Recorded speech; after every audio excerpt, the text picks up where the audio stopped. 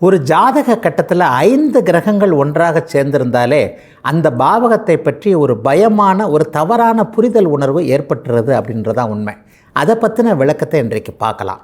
பொதுவாகவே முக்கூட்டு கிரகங்கள்னு சொல்லப்படக்கூடிய சூரியனும் புதனும் சுக்கிரனும் எப்பொழுதுமே ஒரு பாவகத்தில் முன்ன பின்ன அல்லது சேர்ந்து கொண்டே இயங்கக்கூடிய இந்த கிரகங்கள். இந்த 3 கிரகங்களும் எப்போதாவது வேறு ஒரு 2 கிரகங்களோடு சேரும் பொழுது அங்கே 5 கிரகம்னு ஒரு சேர்க்கை வந்துடுது. இந்த 5 கிரக சேர்க்கைகளை புரிந்து கொள்வது அப்படியே தலையை சுற்றுகின்ற ஒரு விஷயமாகவே கண்டிப்பாக இருக்கும். அதுலேயும் 6, 8, 12 என்று சொல்லப்படக்கூடிய துர்பாவகங்கள்னு சொல்லப்படக்கூடிய சாதகமற்ற தன்மைகளை தரக்கூடிய சில விஷயங்கள் அந்த 5 கிரகங்களும் சேர்ந்துருச்சுன்னு வைங்க. குறிப்பாக 8ல் போய் எல்லா கிரகமும் மறைஞ்சிருச்சு, சூரியன் புதன் சுக்கிரன் செவ்வாய் சனின்னு வச்சுக்குவோம். இப்போ இந்த 8 கிரகங்கள் 5 கிரகங்களும் 8ஆம் இடத்துல போய் மறைஞ்சிருச்சுனாலே அதை அப்படியே ஒரு மாதிரியாக தவறான கண்ணத்தோடு பார்க்கின்ற ஒரு அமைப்பு தான் இப்போ ஜோதிடத்தில் பெருகி வருகிறது என்றே சொல்லிடலாம். எப்போவுமே ஒரு 5 கிரகங்கள் சேர்ந்து விடுகின்றன. அந்த இடத்தில் அவைகள் சுபத்துவமாக இருக்கிறதா பாபத்துவமாக இருக்கிறதா என்பதை பொறுத்து தான் அந்த இடத்துல பலன்கள் இருக்கும்.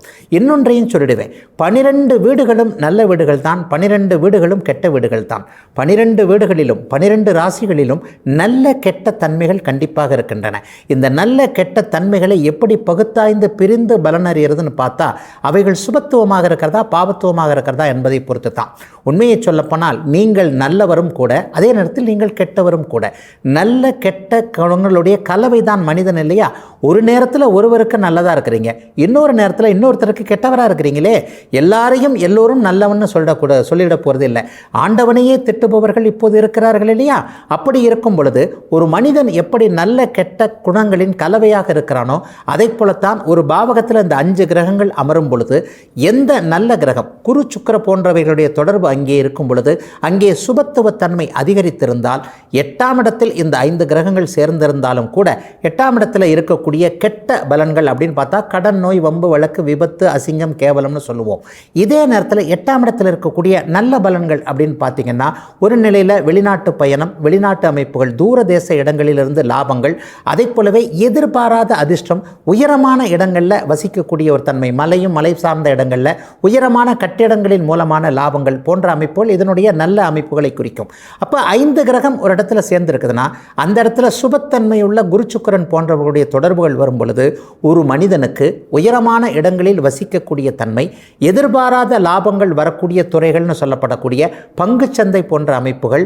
1 ரூபாய் தான் லாபம் வரணும்னு நினச்சங்க, ஆனால் அந்த இடத்துல 100 ரூபாய் வந்துருச்சுங்க, என்ன அறியாமலே வந்துருச்சுங்கன்னு சில நேரத்தில் நினைக்கிறோம் இல்லையா?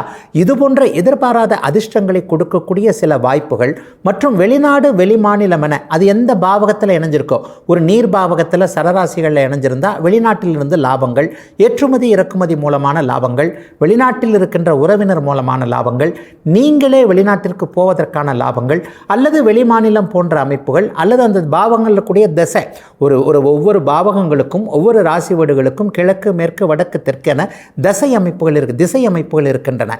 அந்த திசை அமைப்புகளின் மூலமாக வடக்கு திசையிலிருந்து மேற்கு திசையிலிருந்து வரக்கூடிய லாபங்கள்னு இது மாதிரியான ஒரு மிகப்பெரிய அமைப்புகள் அந்த 5 கிரக சேர்க்கைகளுக்குள் சுபத்துவம் பாபத்துவம் என்கின்ற அமைப்புகளில் இருக்கின்றது என்பதுதான் உண்மை.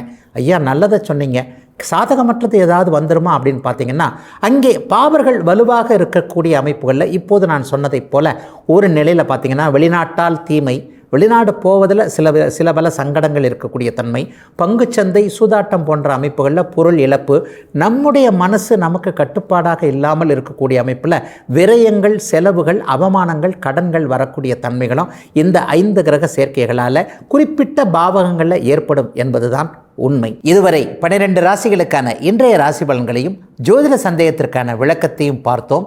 மீண்டும் நாளை காலை இதே நல்ல காலம் பிறக்குது நிகழ்ச்சியில் உங்களை சந்திக்கும் வரை உங்களிடமிருந்து விடைபெற்றுக் கொள்வது உங்கள் ஜோதிடர் ஆதித்ய குருஜி.